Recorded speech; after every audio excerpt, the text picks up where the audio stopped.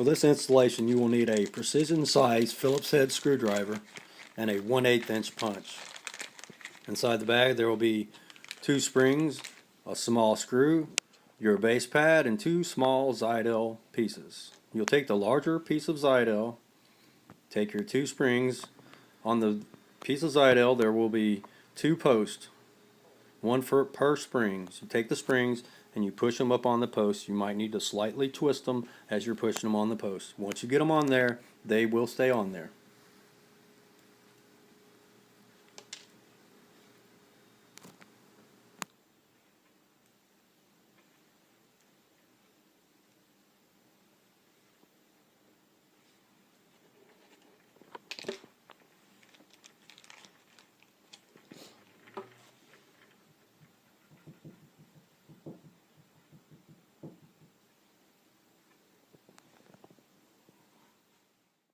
It should look something like this once you have your springs on.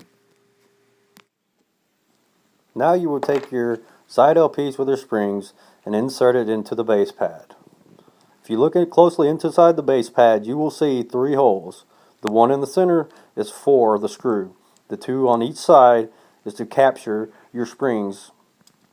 Here's a picture to show you a better depiction of what the inside of the magazine base looks like.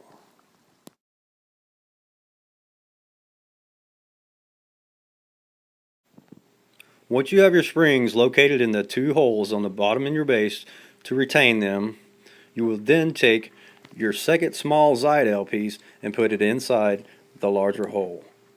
It only goes one way, so it's pretty easy to figure out. And once you have that in, you'll take your screw and put it inside the hole, roll the whole mechanism forward, making sure your springs are retained in the bottom of the base. Then you just take your screwdriver, screw it in a little bit, and then make sure your springs are still captured in the 2 holes in the base.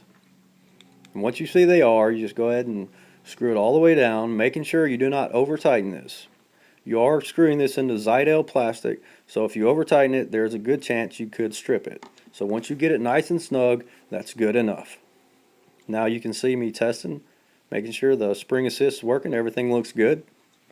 Now you take your magazine, you see the hole there with a silver pin, and you take your punch, push it down just enough to release your base, and then you pull your punch back out and push the base forward, making sure your thumb stays behind it because you want to capture the spring with your thumb. Then you take your new extended base and just reverse the procedure.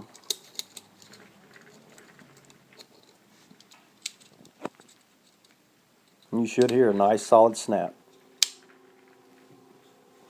And that's it. You're done.